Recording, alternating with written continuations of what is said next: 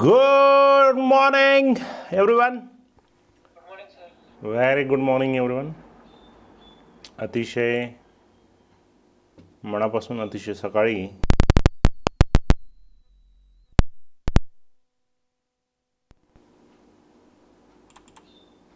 Hope तुम्ही खूप छान आहात या ठिकाणी.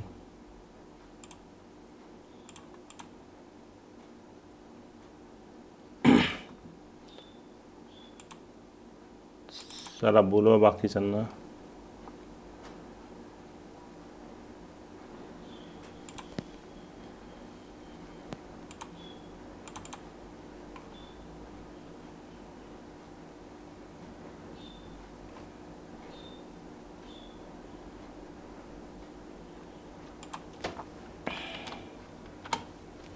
So very good morning. आणि चला आले का कशात आज खूप लवकर. यस, आज बच्चों ने खुद ही हॉलीडे डिक्लेयर किया है लगता. हाँ, कॉमन ऑफ ते तुम्ही प्रथमेशचं ते आपण केलं होतं ते माहीत आहे ना तुम्हाला. आपण आता जे 12चे मुलं आहेत ना रिपीटरचे, हा तर त्याच्यामध्ये प्रथमेशने सांगितलं होतं की ज्या दिवशी ती मीटिंग होती आहे ना तर त्या दिवशी त्यांनी कॉमन ऑफ घेतला होता सगळ्यांनी. ते कॉमन ऑफ नंतर खूप छान असतात, आता नसतात छान. आता कशाला कॉमन ऑफ घ्यायचं, काही पण कॉमन ऑफ घ्यायचे दिवस आहे का आता. सो कल के लेक्चर में हमने, चलो आज थोड़ा फास्ट ख़त्म करते हैं सब चीज़ें.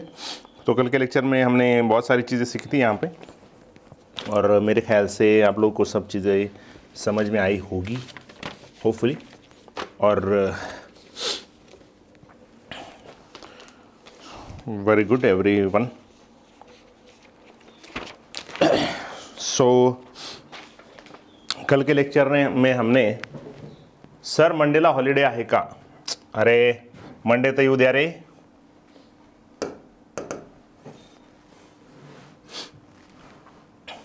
मंडे तर येऊ द्या.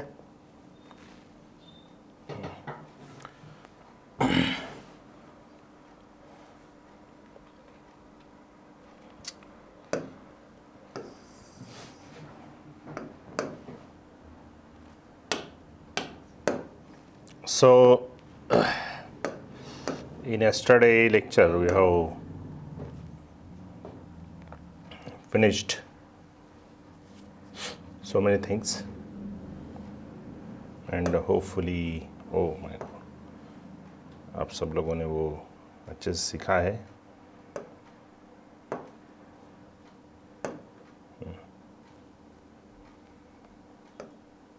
जास्त झालं टाइम झाला. कोणता कलर घ्यावा, दिख रहा है कि नहीं दिख रहा है. चलो ये दिख रहा है, इसमें तो कोई प्रॉब्लम नहीं है.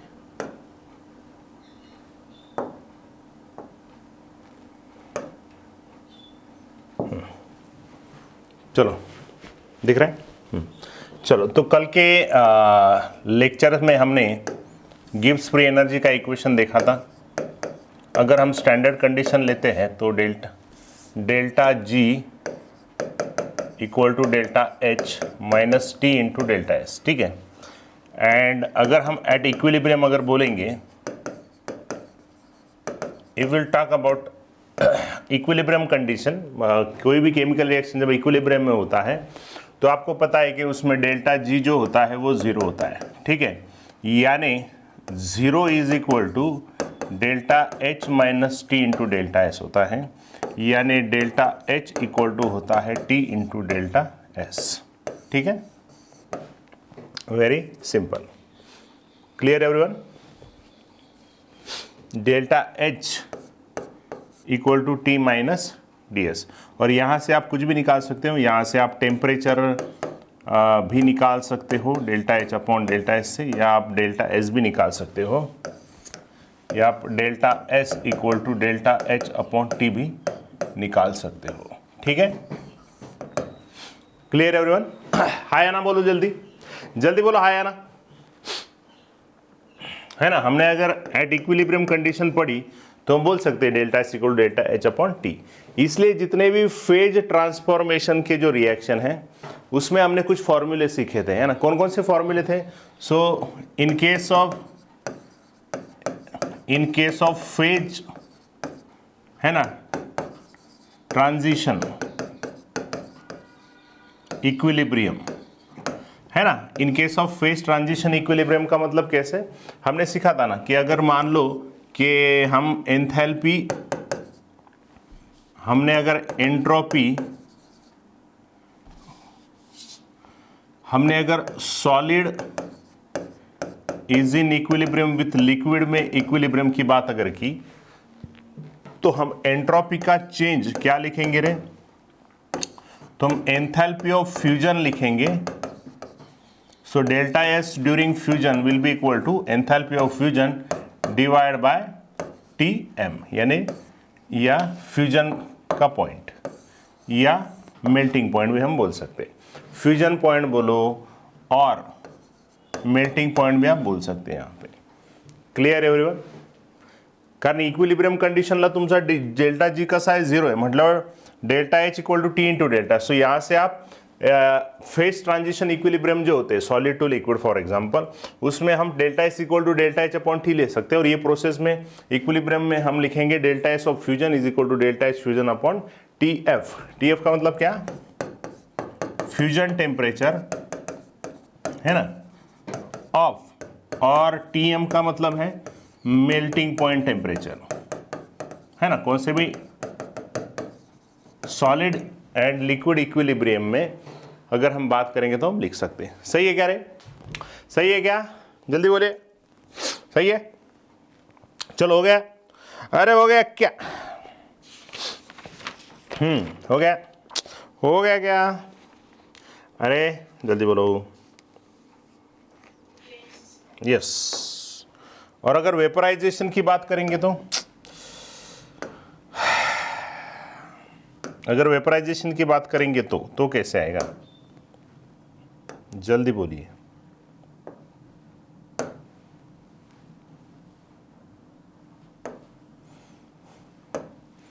सो फॉर वेपराइजेशन प्रोसेस, है ना, अगर हम वेपराइजेशन प्रोसेस की अगर बात करते हैं, इन केस ऑफ वेपराइजेशन मतलब लिक्विड टू वेपर इक्विलिब्रियम में अगर बात करेंगे तो आप लोगों का जो एंट्रोपी ऑफ वेपराइजेशन आएगा that will be equal to enthalpy change during vaporization process divide by vaporization temperature या बॉइलिंग टेम्परेचर, है ना, और बॉइलिंग टेम्परेचर। टीवी का मतलब वेपराइजेशन टेम्परेचर और टी बी का मतलब बॉइलिंग पॉइंट टेम्परेचर। ठीक है, वैसे हमने सब्लिमेशन के लिए भी लिख सकते हैं हम। ठीक है, चलो कोई बात नहीं, अलग बात, लिखने की कोई ज़रूरत नहीं, अभी आपको समझ में आ गया है। ठीक है, लेकिन वो इस इक्वेशन से आता है, ये मैं आपको बताना चाहता था। चलो यहाँ तक क्लियर है सब लोगों को? यहाँ तक क्लियर है क्या सब लोगों को? हो गया? हो गया क्या? तो चलो अभी बनाते हैं यहां से क्वेश्चन। क्वेश्चन है हमारा, calculate standard free energy change. Calculate standard free energy change at 25 degree centigrade. Calculate standard free energy change at 25 degree centigrade for 2H2 gas plus O2 gas gives 2H2O gas. ठीक है, sorry 2H2O liquid,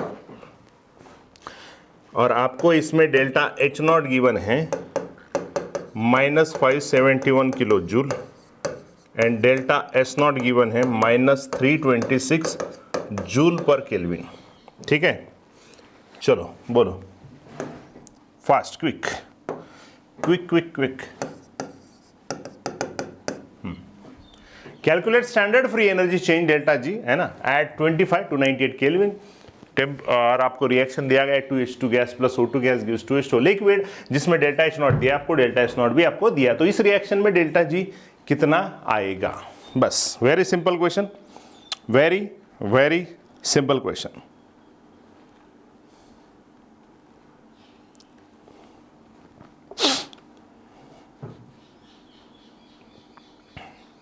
सिर्फ multiplication और इसका सवाल है। योगेश शुक्ल बेटा, आणि मला हे पण सांगायचं रिएक्शन स्पॉन्टेनियस आहे की नाही, ठीक आहे, दिलेलं नाही त्याच्यामध्ये, पण सांगायचं मला तुम्ही। हा अथर्व बरोबर आहे, व्हेरी गुड, सही है, सही है, सही है। Reaction is Shukla Omkar, simple है, आपको delta G not is equal to delta H not minus T into delta S not use करना है। सिंपल सी बात है। So delta G not is equal to delta H not, अरे मायनसच आहे ना सगळ्या व्हॅल्यू, मायनसच येईल ना, अरे पोराओ माइनस येईल ना, -571, ये किलो जूल में है और ये जूल में है, तो आप इसको किलो जूल को जूल कर लो, कोई दिक्कत नहीं है, ठीक है। इनको 10⁻³ जूल, है ना, ओके, माइनस टेम्परेचर है आपका 298 केल्विन और डेल्टा एस नॉट है आपका 326। So you will get the answer. तो जूल में कितना आता है वो, हाँ बराबर है, हाँ अराउंड 473 आ जाएगा, -473 किलो जूल में, किलो जूल में, ठीक है। यानी रिएक्शन कैसा है, स्पॉन्टेनियस है। रिएक्शन कैसा है, reaction is spontaneous, very good. तो ये सबसे पहले इजी टाइप का सवाल है आप लोगों का। क्लियर एवरीवन, हो गया क्या, जल्दी बोलिए।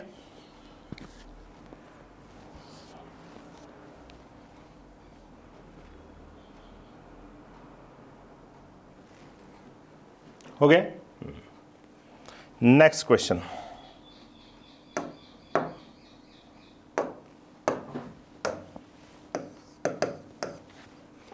आपको दिया गया है for reaction half N2 gas plus half O2 gas gives NO gas, ठीक है,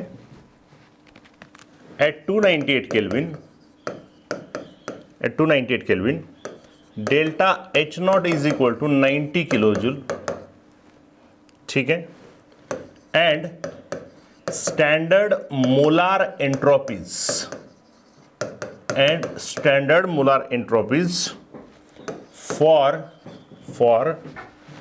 NO, O2 and N2 are 210, 205 and 192 joule per kelvin per mole respectively, ठीक है। Calculate delta G not for the reaction. चलो बहुत simple सवाल है, चलो इसको सॉल्व करो, बहुत इजी आहे, खूपच सोपा आहे हा सुद्धा प्रश्न, खूप काय असा अवघड नाही आहे, तुम्हालाही माहिती आहे। For reaction half N2 gas plus half O2 gas gives 2NO at 298 Kelvin, delta H naught is equal to 90 kilojoule and standard molar entropy for NO, O2 and N2 are 210, 205 and 192 joule per Kelvin per mole respectively. Calculate delta G naught. So आपको पता है कि temperature ठीक है 298 kelvin पे पूछा है, delta H not दिया है। हाँ आपको डेल्टा एच नॉट कैसे कैलकुलेट करना पड़ेगा, जल्दी बोलो, जल्दी बोलो, डेल्टा एच नॉट कैसे कैलकुलेट करेंगे, जल्दी बोलो। Delta G not is equal to delta H not minus T into delta H not दिया है, टी दिया है, डेल्टा एच नॉट नहीं दिया है, हाँ लेकिन उसके लिए कुछ इंफॉर्मेशन दिया है। तो कैसे करते, मैंने आपको एक फॉर्मूला सिखाया था, कौन सा रे, delta S not is equal to summation of, है ना, delta S not of product minus summation of delta S not of reactant, दिया था क्या। दिया था क्या? चलो प्रोडक्ट कौन है? प्रोडक्ट कौन है? प्रोडक्ट एनो है। एनो का कितना है? 210, ठीक है। सो 210 सिर्फ प्रोडक्ट में एक ही है, रिएक्टेंट में दो है, और ये है आपका हाफ इंटू, चलो N2 का कितना है? N2 192 plus half into 205। चलो बोलो जल्दी, कितना आ रहा है? 86। वाह जबरदस्त। ऋषिकेश, साहिल सही है, क्लियर। पार्थ थोड़ा गलत हो गया बेटा कहीं पे, ठीक से चेक करो। सो दिस इज 210 माइनस बे नम अठरा बे सक बारह बे कबे बे ठीक है। चला किती होते? 210 मायनस 94 98 198.5 किती राहतं रे? 99 100 10 11 11.5 ठीक आहे, बरोबर का? हाँ बरोबर। Now delta G not is equal to delta H not minus T into delta S not. अभी आप इजीली कैलकुलेट कर सकते हो। डेल्टा एच नॉट आपको दिया है 90 किलो जूल, और ये आंसर आपका आएगा जूल में, है ना? ये जूल में है ना, ये जूल में आएगा आपको किलो, है ना? तो उसको आप 90 × 10⁻³ कर लो जूल में, माइनस 298 इंटू 11.5।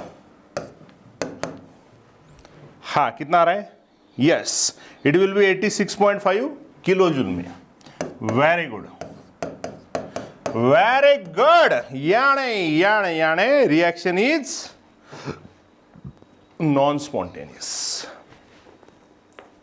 हे तुम्ही आपण ना मागच्या कालच्या लेक्चरमध्ये ते टेम्परेचरचे इफेक्ट घेतले ना, है ना? हाँ लिहून घ्यायचे, चालतं, काय प्रॉब्लेम नहीं। Reaction is non spontaneous. ये आपको याद है क्या? कल हमने बहुत सारी अलग अलग कंडीशन लिख ली थी। कल के लेक्चर में हमने बहुत अलग अलग कंडीशन लिख ली थी, डेल्टा एच नॉट की, डेल्टा एच नॉट उस टेम्परेचर पे कैसे डिपेंड करते हैं। तो उसमें आपने ऐसे देखा ना कि कुछ रिएक्शन एक्सोथर्मिक होते हुए भी, वो स्पॉन्टेनियस नहीं है, या कुछ reaction delta H not positive होते हुए भी, है ना, स्पॉन्टेनियस नहीं। मतलब वो एंथैल्पी और एंट्रोपी एक क्राइटेरिया है, लेकिन वो कुछ केसेस में मतलब सही नहीं होता है। कुछ जनरल क्राइटेरिया है वो, लेकिन 100% वो करेक्ट नहीं है। लेकिन 100% करेक्ट कौन है अभी, जो हमें स्पॉन्टेनिटी के बारे में बोलेगा? It is gives free energy, because वो दोनों को भी कलेक्टिवली कैलकुलेट करके हमें बोलता है। ठीक है, यस। चलो लिख लिया सब लोगों ने? अरे लिख लिया क्या? तो क्या इस टाइप के सवाल आपको आ जाएंगे मेरे प्यारे बच्चों? क्या इस टाइप के सवाल आपको आ जाएंगे मेरे प्यारे बच्चों? आ जाएंगी क्या? ठीक है, चलो आगे बढ़ते। नेक्स्ट क्वेश्चन है for the vaporization of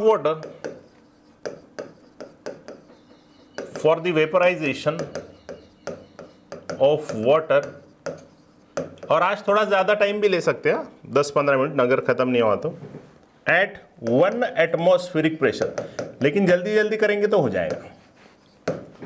What pressure water liquid gives water gas, ठीक है। इसमें डेल्टा एच दिया है आपको plus 44.3 kilo joule, and delta S दिया है आपको 118.8 जूल पर केल्विन। ठीक है, calculate the temperature, calculate the temperature at which liquid and vapor at equilibrium at 1 atmosphere। चलो आपको सवाल तो समझ में आया होगा, बहुत इजी क्वेश्चन है, बहुत इजी क्वेश्चन है। हाँ, जिनका झुका लेक्चर है वो जा सकते हैं बाद में, लेकिन बाद में रिकॉर्डेड देख लेना फिर, ठीक है। अगर आप जल्दी जल्दी करोगे तो कोई ज़रूरत नहीं है, 8 बजे खत्म होगा, लेकिन आप अगर जल्दी जल्दी सॉल्व नहीं करोगे तो वो टाइम लगेगा। For the vaporization of water at 1 atmospheric pressure, water liquid gives water gas, delta H दिया है और डेल्टा एस दिया है। Calculate the temperature at which liquid and vapour at equilibrium at 1 atmosphere, are है ना, ऐसे बोलेंगे are at equilibrium at 1 atmosphere. मतलब आपको कौन सा टेम्परेचर कैलकुलेट करना है, लिक्विड टू वेपर का मतलब आपको कैलकुलेट करना है बॉइलिंग टेम्परेचर आपको कैलकुलेट करना है। अच्छा, कैलकुलेट भी कर लिया है किसी ने, बहुत लोगों ने, और यस वेरी गुड, सही है 373 केल्विन, वेरी गुड सही है।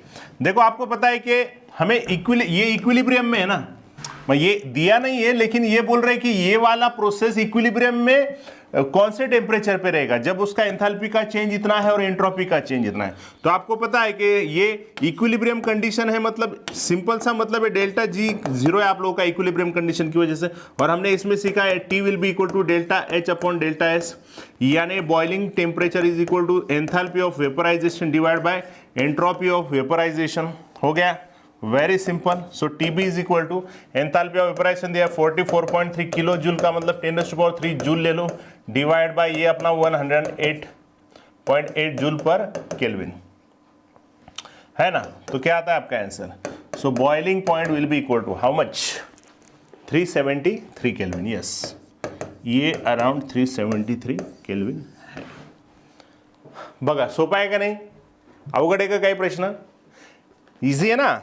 अरे इसमें कुछ भी नहीं ज़्यादा, बहुत इजी, बहुत ही इजी है, बहुत ही इजी है भैया, बहुत ही इजी है। इसमें कुछ भी नहीं है, कुछ भी ज़्यादा नहीं है इसमें। ओके,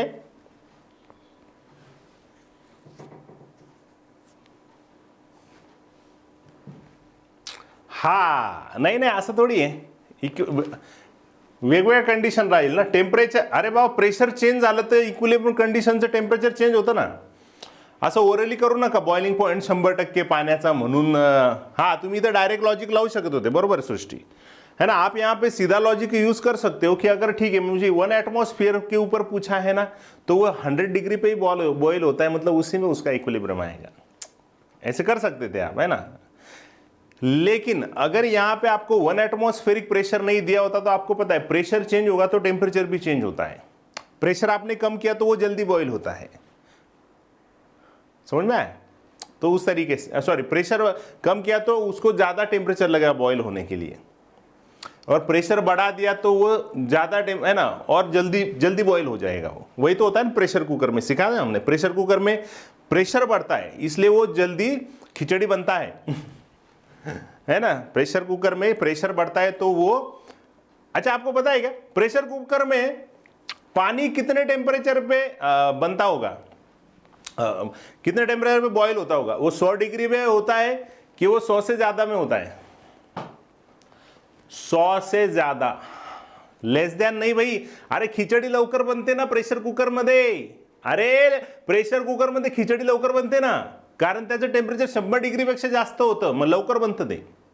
प्रेशर वाढलं टेम्परेचर पण वाढतं, प्रेशर वाढलं ना टेम्परेचर पण वाढतं। लक्षात ठेवा 100 डिग्री नाही 100 डिग्री पेक्षा जास्त टेम्परेचर होतं म्हणून ते लवकर होतं खिचडी। हाँ खिचड़ी म्हणजे अच्छा, जैसे आपको डेल्टा एस नॉट के बारे में सिखाया गया है वैसे ही आप लोगों को है ना, आप इस तरीके से भी कैलकुलेट कर सकते हो। Calculation of delta G not of reaction from delta G not values. परत तेच म्हणजे काय, जसं आपण डेल्टा एस नॉट वगैरे घेतलंय ना तीच कंडिशन मी तुम्हाला सांगतोय। म्हणजे delta G not of reaction will be equal to summation of, अगर कोई स्टोइकोमेट्रिक कोएफिशिएंट उसको तो हम लेते ही है, ठीक है, delta G not into summation of delta G not of products minus summation of delta G not of reactants. ठीक है, ध्यान में रखना। तुम्हाला समजा डेल्टा जी नॉटच्या इन्फॉर्मेशनवरून त्या रिॲक्शनची काढायची असेल है ना, काढायची असेल म्हणजे डेल्टा जी नॉट काढायची असेल है ना, तर त्याला आपण म्हणतो त्याला त्याच फॉर्म्युला कॅल्क्युलेट करतो जसा एंट्रॉपीचा फॉर्म्युला घेतलाय तसंच, delta G not of product minus delta G not of reactant, ठीक है, समेशन ऑफ। क्लियर। चलो इसके ऊपर मैं एक क्वेश्चन देता हूँ आप लोगों को, शायद मेरे पास क्वेश्चन है, हाँ है, मेरे पास बहुत बढ़िया कलेक्शन है क्वेश्चन का। सो जैसे कि अभी तक का मैंने सबसे हेवी चैप्टर लिया आप लोगों को, इतना चैप्टर मैंने ज़्यादा किसी भी बैच को नहीं लिया था अभी तक। Calculate the standard free energy changes for following reaction at 25 degree centigrade, ठीक है।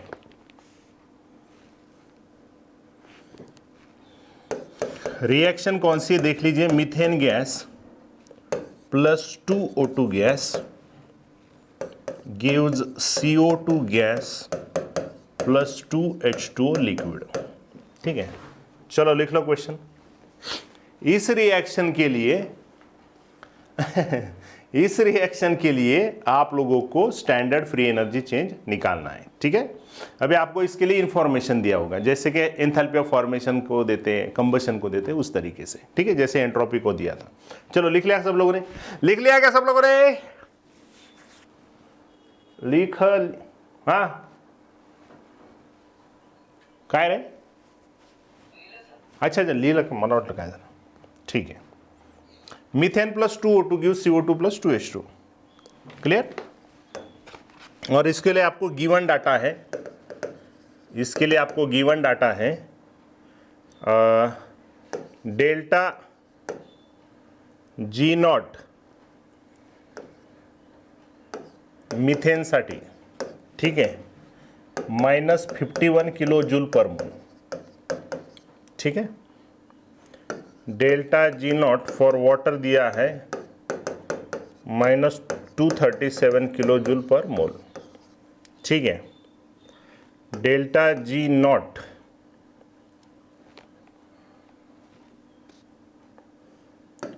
फॉर CO2 -394 किलो जूल पर mole and delta G not for, ठीक है, कोई दिक्कत नहीं।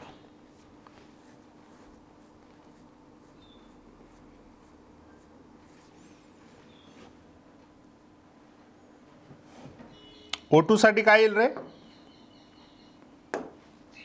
हां O2 साठी काय येईल 0, बरोबर, कारण O2 त्याच्या फ्री स्टेटमध्ये आहे ना, त्याच्यामध्ये थोडी काही चेंज होणार आहे, हां हां। सो मिथेन दिले, चला सांगा, अतिशय सोपा प्रश्न आहे, सोपा है। Delta G not of this reaction will be equal to, इसमें कितना है, summation of delta G not of CO2 plus twice delta G not of water minus delta G not of methanol, किती येत आहे, yes very good very good, -817 येत आहे, very good, बरोबर है ना। घ्या ना, CO2चं किती आहे, -394 प्लस 2 इंटू -237 झालं -51। अतिशय सोपे प्रश्न, अतिशय सोपे प्रश्न, अतिशय सोपे प्रश्न।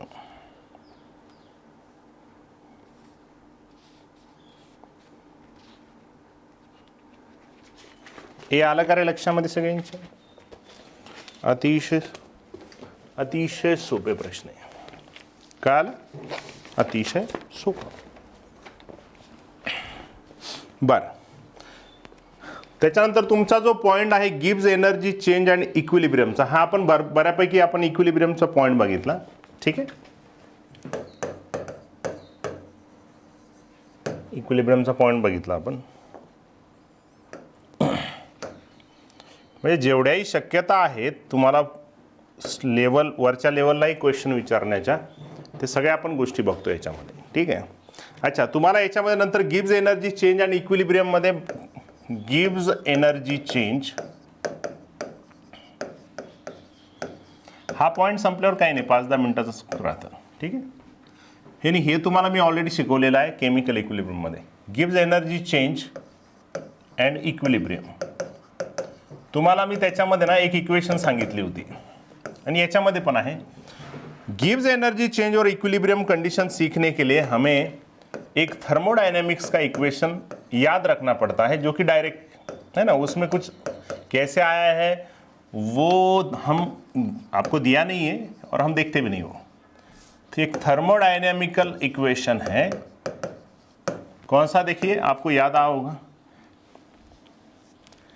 Delta G equal to delta G naught plus R T L N K. ये वाला इक्वेशन हमने देखा था, है ना. के इज इक्विलिब्रियम कांस्टेंट. के इज व्हाट? के इज योर इक्विलिब्रियम कांस्टेंट. याद आएगा सब लोगों को, है ना. और हमें पता है कि एट इक्विलिब्रियम क्या होता है. At equilibrium delta G zero है. तो यानी अगर मुझे डेल्टा जी नॉट, मतलब ये रिलेशन क्या बताता है आपको, this relation will give you delta G यानी गिव्स free energy at non standard condition. हे बरोबर का रे. समजा तुम्हाला स्टँडर्ड कंडिशन म्हणजे 298 केल्विन सोडून, ठीक आहे. डेल्टा जी मीन्स गिव्स फ्री एनर्जी और गिव्स energy at non standard condition.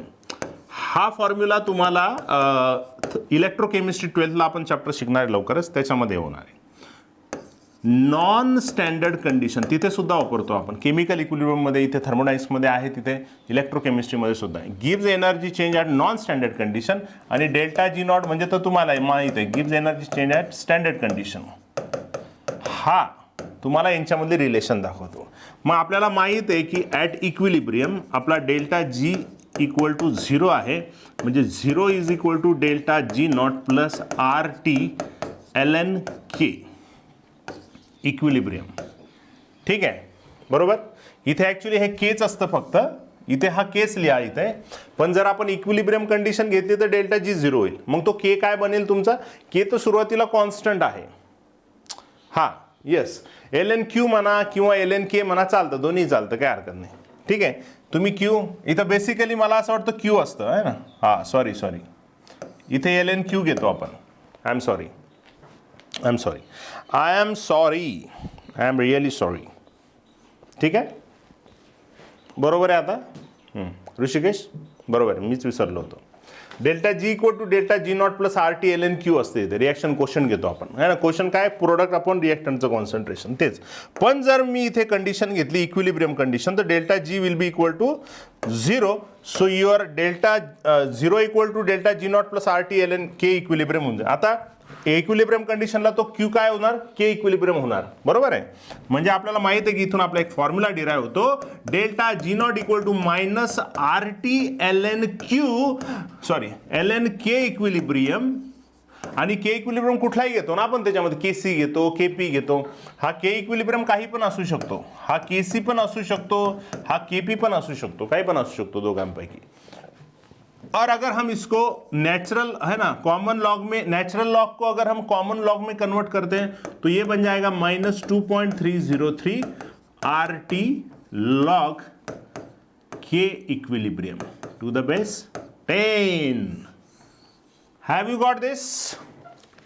आलं लक्षामध्ये तुम्हाला फॉर्म्युला? हां, delta G equal to delta G naught plus R T L N Q असतं, है ना, रिएक्शन क्वेश्चन, प्रोडक्टचं कॉन्सेंट्रेशन डिवाइड रिएक्टेंटचं. पण जर आपण इक्विलिब्रियम कंडीशन अगर हमने लिया तो वो 0 इक्वल टू बन जाएगा delta G naught plus R T L N K equilibrium. तो delta G naught will be equal to plus उधर जाके माइनस बन जाएगा और इसको नेचुरल लॉग को हमने कॉमन लॉग में कन्वर्ट कर लिया. बस आहे किती इक्वेशन. आणि त्याच्यावर तुम्हाला मागे क्वेश्चन दिला आहे, बघणार का, प्रॉब्लेम नंबर 6.12.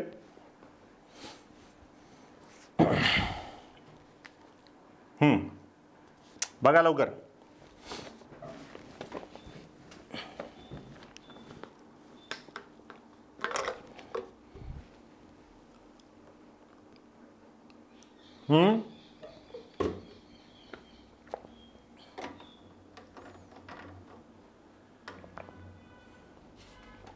हे बघितलं का?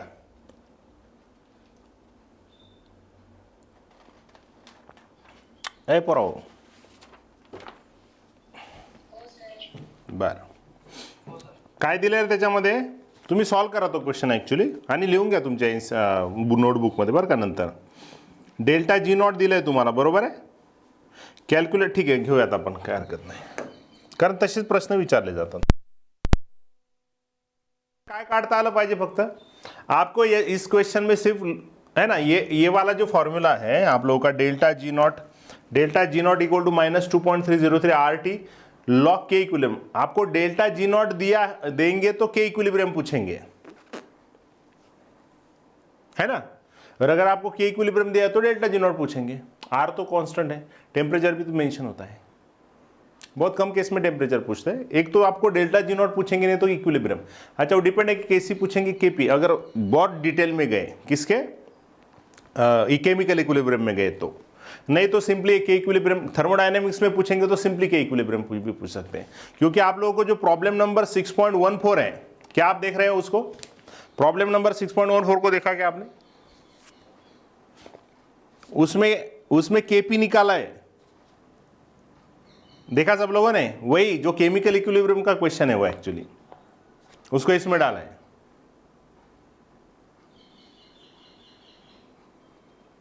है ना. सर आता असे क्वेश्चन्स मध्ये कॅल्क्युलेशन खूप आहे, तर ऑप्शन मध्ये खूप मार्जिन, हा ऑप्शन मध्ये मार्जिन असेल तिथे ऑब्विसली, है ना. हा म्हणजे केमिकल इक्विलिब्रियमची गोष्ट दिलेली त्यामध्ये. ठीक आहे,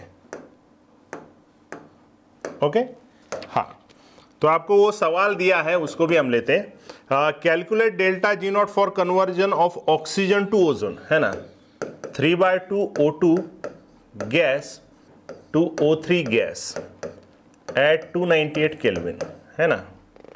If Kp for this conversion is 2.47 into 10⁻⁻29 है. ठीक है, चलो हो गया, सिंपल सी बात है. आपको क्या पूछा है? Calculate delta G not. आपको डेल्टा जी नॉट पूछा है ऑफ दिस रिएक्शन. ठीक है, तो ये बहुत इजी है. फिर से अब आपको पता है कि भाई केपी दिया है, डेल्टा जी नॉट पूछा है, तो ऑब्वियसली ये इक्विलिब्रियम कंडीशन वाली रिएक्शन ही पूछे आप लोगों को. यानी आप लोगों को पता है कि delta G naught equal to -2.303 R into T log K P. सही है. और आपको क्या पूछा है? अच्छा, ये इसमें तो कोई दिक्कत नहीं है, ये तो सिंपल है. 2.30 इंटू 8.314 जूल पर केल्विन, है ना. और ये किस में दिया है? हाँ ठीक है, इसको ये तो कोई टेंशन नहीं है. ठीक है, जूल पर केल्विन हो गया, इनटू टेम्परेचर 298 केल्विन है, इनटू लॉग. ये लॉग तो अभी ये तो बहुत सिंपल है, ये तो आना चाहिए आप लोगों. याला हे इतने असं व्हायला नाही पाहिजे तुमचं. ठीक है, सिंपल है, मल्टीप्लिकेशन है. लॉग का कन्वर्जन आपको करना पड़ेगा. लॉग 2.47 इंटू 10⁻⁻29 को कैसे लिखेंगे? लॉग 2.47 प्लस लॉग 10⁻⁻29, बाद में उसको कन्वर्जन कर लो -20. आ जाएगा सब लोगों को? आ जाएगा, है ना. सोपं आहे ना, कॅल्क्युलेशनच आहे. हां, काय आन्सर आहे त्याचा? 163 किलो जूल पर मोल.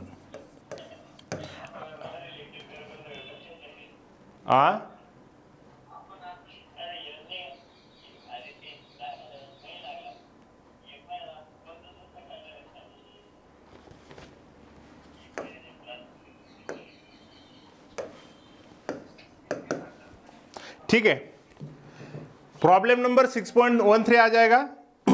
अभी आपको इसमें एंटीलॉग निकालना है बस, बाकी कुछ नहीं. परमेश्वर, हे परमेश्वरा,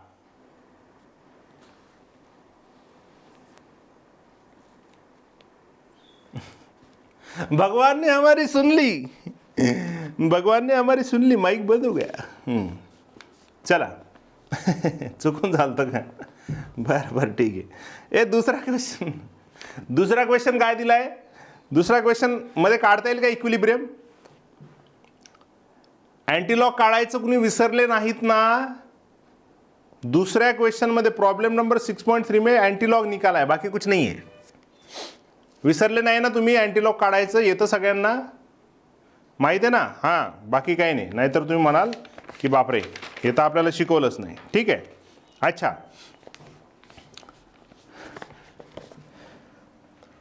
हे तुम्हाला झिरो झालं, संपलं, ते संपलं. लास्टचे काही पॉइंट आहे. 15 मिनिटात आपला चॅप्टर संपणार. यस. क्या आप लोगों को जीरोथ लॉ ऑफ थर्मोडायनेमिक्स पता है?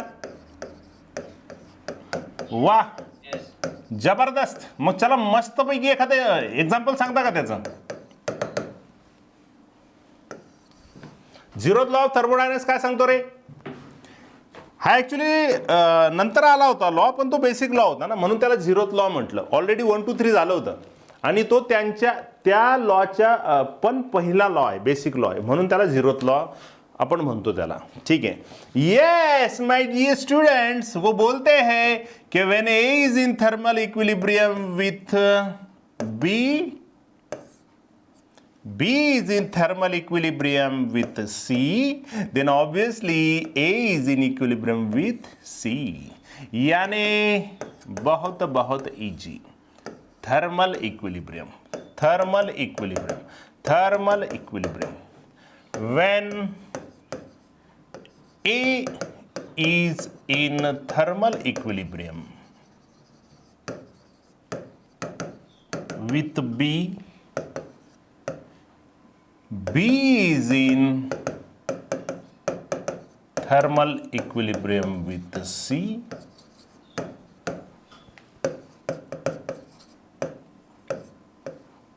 then definitely A will be in equilibrium with C. ह्या लॉचं इतकं हसू येतं मला, काय उगाच वेड्यासारखं. काय याच्यात अर्थ आहे का लॉमध्ये? When A is in equilibrium thermal equilibrium with B, B is in thermal with C, then definitely A will be in thermal with C. फक्त इक्विलिब्रियम आणि विथ याच्याशिवाय काहीच नाही याच्यामध्ये, ABC शिवाय बाकी काहीच नाही लॉमध्ये. अँड वेन सी विल तुम्ही ABC घ्या किंवा ABCD EFG घ्या, सगळे एकमेकांसोबतच राहतील. A to Z सगळे सोबतच राहतील ना. त्याला काय, सगळे एकमेक त्याच्यात काय विशेष आहे? सगळे A to Z घ्या, काय फरक पडतो त्याचे? याचं बेस्ट एक्झाम्पल कोणतं कोण सांगतं मला?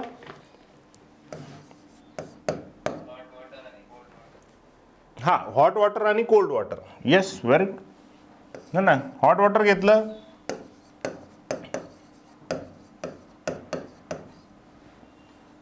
त्याचं सिम्पल एक्झाम्पल झालं समजा आहे ना, तसं ते पण चालतं, काय हरकत नाही. वॉटर कोल्ड घेतलं समजा आणि तुम्ही हॉट घेतलं, ऑब्विसली ते एकमेकांच्या इक्विलिब्रियममध्ये राहतील. आणि हे कोणाच्या इक्विलिब्रियममध्ये राहतील? अजून सराउंडिंगच्या. बरोबर. हे कोणाच्यामध्ये राहतील? हे राहतील त्या सराउंडिंगच्या. Very good. वा, जबरदस्त. Best example. आणि दुसरं बेस्ट एक्झाम्पल कोणतं आहे? थर्मामीटर. बरोबर का रे? थर्मामीटर म्हणजे ते कसं आहे, एकाने दुसऱ्याला हात लावायचा, दुसऱ्याने तिसऱ्याला हात लावायचं, म्हणजे समाज समजायचं की तिघं पण एकमेकांच्या इक्विलिब्रियममध्ये. ते फोटो काढता ना तुम्ही बऱ्याच वेळा, ते मित्रांमध्ये फोटो काढता ना तुम्ही असं. ते जनरली फ्रेंडशिप डेला आहे ना, फ्रेंडशिप डेला ते एकमेकांचे असे हात धरून वेगवेगळ्या पोज देऊन वगैरे असे मग वरतून फोटो काढणार असा आहे ना, वरतून असा फोटो काढणार. ठीक आहे. So this is simple, right? तो first law, second law, zero law, ठीक है. एंड लास्ट आपको दिया है इसमें absolute entropy and third law of thermodynamics. Last वाला पॉइंट है 10 मिनट में खत्म. Absolute entropy and third law of thermodynamics.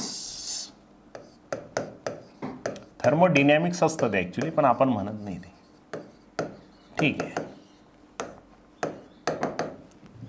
Absolute entropy absolute entropy म्हणजे काय वेगळं काही नाही आहे, अतिशय सोपं. ॲब्सोल्यूट शब्द कुठे वापरतो आपण? ॲब्सोल्यूट टेम्परेचरला वापरतो, बरोबर का नाही? म्हणजे 0 केल्विन, 0 केल्विनला जी एंट्रॉपी असते तिला ॲब्सोल्यूट एंट्रॉपी म्हणतो आपण, बरोबर. थर्मामीटर कसं येईल सर? कोरोना? कोरोना नाही रे बाबा, कोरोना होऊन गेलेला आहे ऑलरेडी.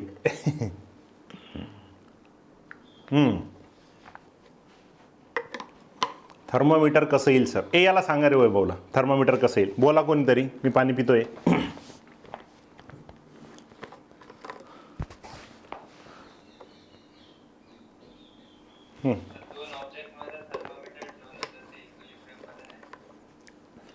समजा वैभवला ताप आला. कोणता ताप? अंगातला ताप. अच्छा, तर मग आपण टेम्परेचर चेक करतो ना रे. आपल्याला कसं कळेल? जोपर्यंत ते थर्मामीटरमध्ये रिडिंग दाखवणार नाही तोपर्यंत. ठीक है. हाँ, absolute entropy and third law of thermodynamics. इनका मतलब है एंट्रोपी, ये क्या समझाते हैं हमें? ये समझाते हैं हमें एंट्रोपी एट एब्सोल्यूट टेम्परेचर.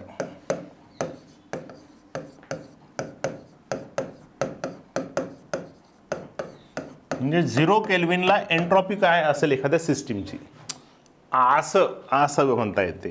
तर तुम्ही विचार करा ना, 0 केल्विन म्हणजे काय रे? म्हणजे तिथे आपण मॉलिक्यूलच्या मोशन घेतो का काही?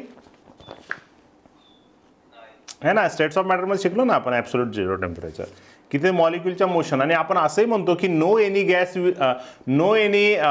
Will be in the gaseous state, है ना, तो सॉलिडमध्ये कन्वर्ट होतो.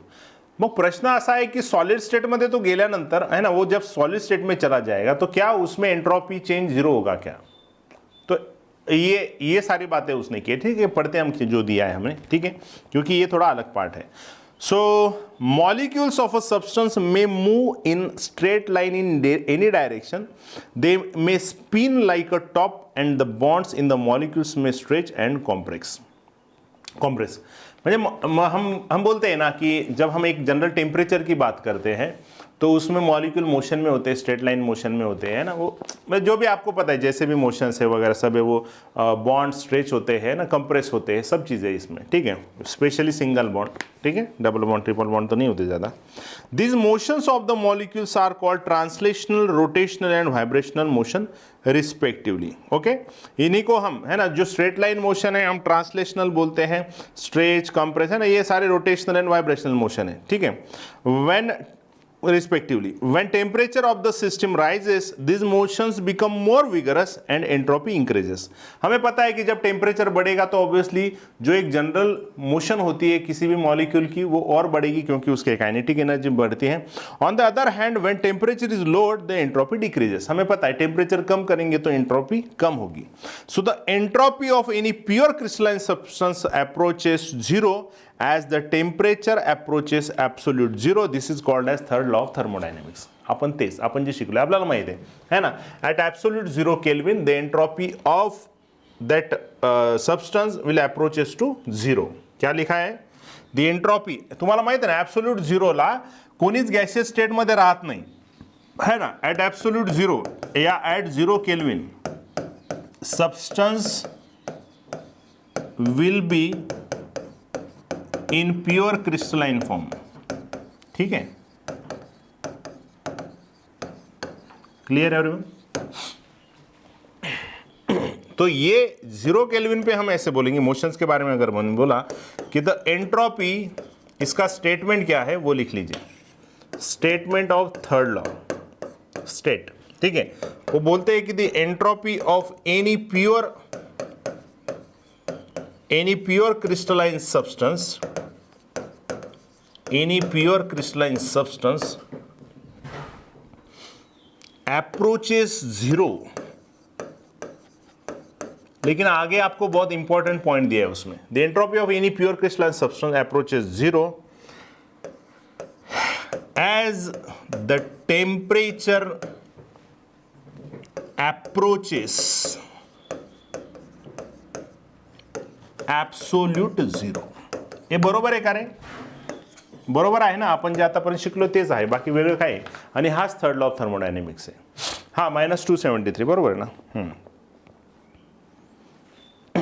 झालं, लिहिलं सगळ्यांनी. अतिशय सोपा पॉइंट, काहीच वेगळं नाही. अरे किसी का माइक ऑन है तो बंद करो. परमेश्वर तो नहीं आला परत. The entropy of any pure crystalline substance approaches zero as the temperature approaches absolute zero. ठीक है, ये सिंपल बात है. चलो हो गया, लिख लिया. परमेश्वर तो नहीं हो सर आता. हा झालं का. ये आप पढ़ रहे हो ना मेरे साथ. हाँ, लास्ट के कुछ 4-5 सेंटेंस बाकी से पढ़ रहे हो मेरे साथ.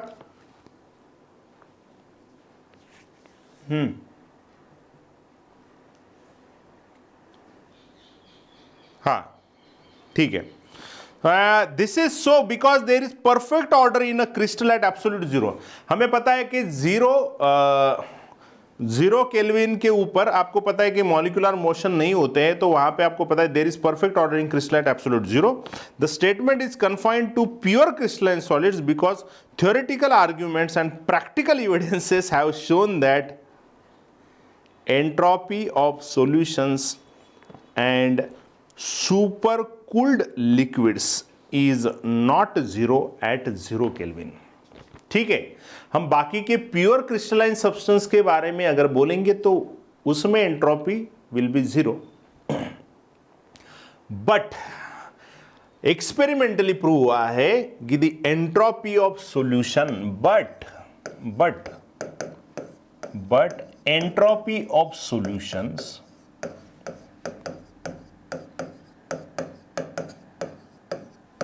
एंड क्या बोला है, सुपर कूल्ड लिक्विड्स. अभी आपको ये सुपर कूल्ड लिक्विड पता है क्या? और वैसे भी हम जो नेक्स्ट चैप्टर शुरू करने वाले उसमें सुपर कूल्ड लिक्विड है. Super cooled liquids is not zero at 0 Kelvin, मतलब at absolute. Yes, very good. Glass का है सुपर कूल्ड लिक्विड आहे, बरोबर का? एकदम गार नाही रे. Super cooled liquid. Super cooled केल्यानंतर आहे ते सुपर कूलिंग. एखाद्या कंपाउंडला तुम्ही खूप हाई है ना, अगर मान लो आपने एक कोई कंपाउंड को बहुत हाई टेम्परेचर पे हीट किया, जैसे ग्लास कैसे बनाते हैं आपको पता है क्या?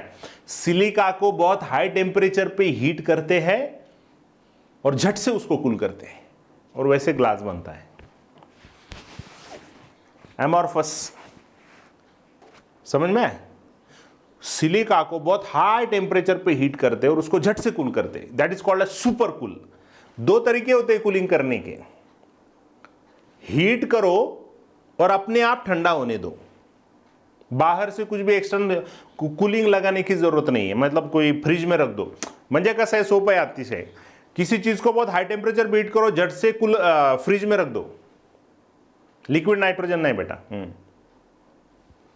सीधे आइस के अंदर रख दो उसको, वो सुपर कूल्ड हो गया. और एक होता है धीरे धीरे, मतलब आपने हीट किया और अपने आप उसको ठंडा होने दिया. That is called a natural cooling. लेकिन जब आप उस किसी चीज को सुपर कूलिंग करते हो तो आप उसके मॉलिक्यूल को अरेंज होने के लिए टाइम नहीं देते.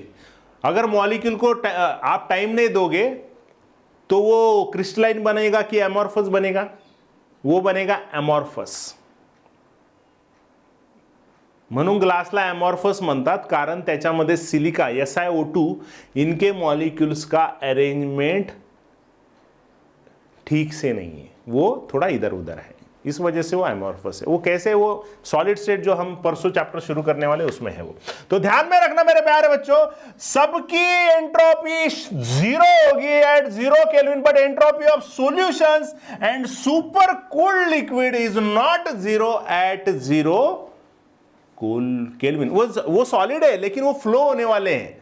वो सुपर कूल्ड का मतलब वो फ्लो होने की टेंडेंसी रखते हैं ना, उनको हम सुपर कूल्ड लिक्विड बोलते हैं. वो लिक्विड है क्या? वो नहीं, उसको हमने सुपर कूलिंग करके लिक्विड फॉर्म में थोड़ा, मतलब वो आपको पता है ना, कांच फ्लो होती है ना, फ्लो होने वाले सब्सटेंस को हम सुपर कूल बोलते हैं। वैसे जो फ्लो हो सकते हैं टेम्परेचर की वजह से, उसको हम सुपर कूल है, वो आगे वाले चैप्टर को है।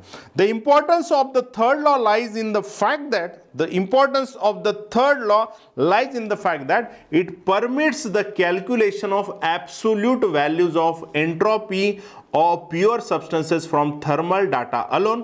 For a pure substance, this can be done by summing Q reversible by T increments from 0 Kelvin to 298 Kelvin, है ना।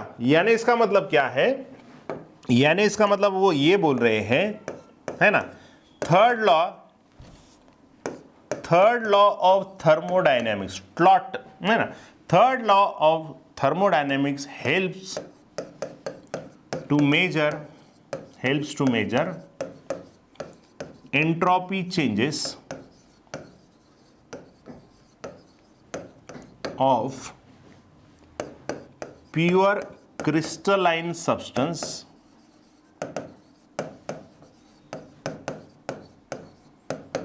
from 0 Kelvin to 298 Kelvin. जर मला माहित आहे की प्युअर, अगर मुझे ऑइल नाही रे बाबा, ए मी चाललं जाईल बरं का कुठतरी, ऑइल नाही रे, ऑइल तर ऑइल वेगळं आहे ना रे, ऑइल लिक्विड आहे। Third law of thermodynamics helps to measure, सॉलिडचे प्रकार असतात ते, सॉलिडचे प्रकार, सुपर कूल्ड लिक्विड म्हणजे लिक्विड नसतं ते, सॉलिडला थोडं लिक्विड फॉर्ममध्ये कन्वर्ट केलेलं असतं त्याला, ठीक आहे। Third law of thermodynamics helps to measure entropy changes of pure crystalline substance from 0 Kelvin to 298 Kelvin. ये मला माहित है करे, मुझे पता है ना कि प्योर क्रिस्टलाइन सब्सटेंस की 0 केल्विन पे एंट्रोपी 0 होती है, Yes, sir. है ना।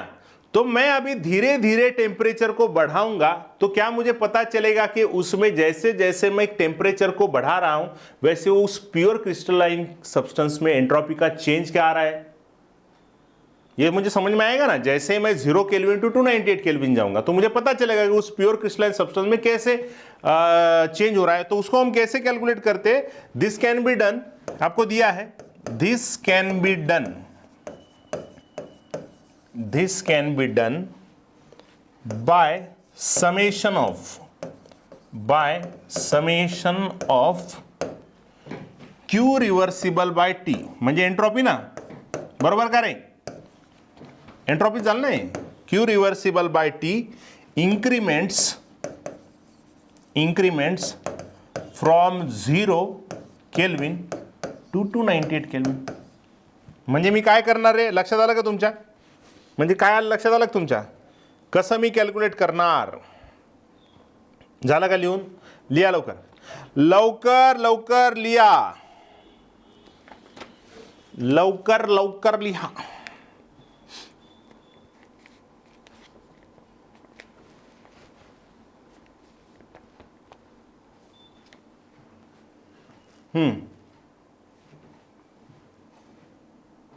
झालं, एक सेंटेन्स लिहायचंय, एक काही एक फॉर्म्युला सांगतो तो संपला।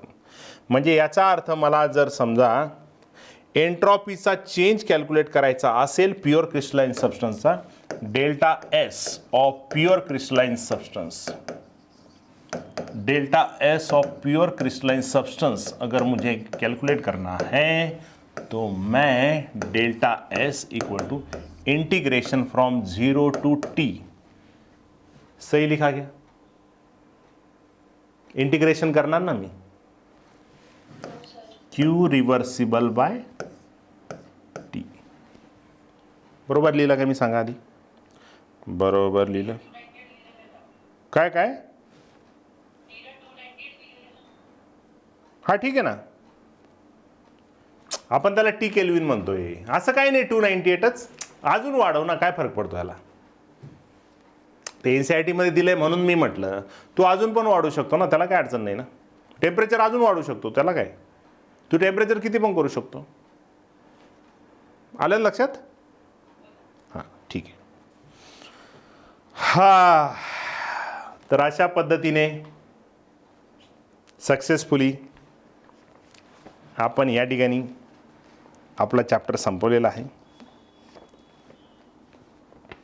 तर तुम्हाला कसं वाटतं असं मला विचारायचं आहे. हे तुम्ही याला अजून पुढे जाऊ शकता बरं का. जर मी ॲट कॉन्स्टंट प्रेशर म्हटलो तर QP is equal to delta H ना, आणि delta H equal to N into CP into delta T घेऊ शकतो आपण, किंवा DT घ्या, बरोबर का. म्हणजे हा डेल्टा एस म्हणजे काय, entropy at T kelvin minus 0 kelvin is equal to आहे ना, इंटिग्रेशन येईल ना याचं. मग तुम्ही याला घेऊ शकता 0 टू T, आणि हे काय येईल N into CP into DT upon T. म्हणजे डेल्टा एस विल बी काय येईल तुमचं फायनली, सांगू शकता का मला लवकर. N CP कॉन्स्टंट घेऊयात, ठीक आहे. हा येणार N into CP into LNT, म्हणजेच 2.303 into NCP into log of T. ठीक आहे, याच्यावर तुम्हाला प्रश्न विचारणार नाही, डोंट वरी, पण फॉर्म्युला लक्षात ठेवा फक्त. आणि या ठिकाणी आपला चॅप्टर संपलेला आहे. It was very heavy chapter, but you should know all concepts, because पता नहीं है ना, हम हमेशा ऐसे नहीं सोच सकते कि चैप्टर हमेशा इजी रहेगा. हाँ, तो आज शाम को इसके ऊपर प्रैक्टिस सेशन लेते हैं, ठीक है. चलेगा.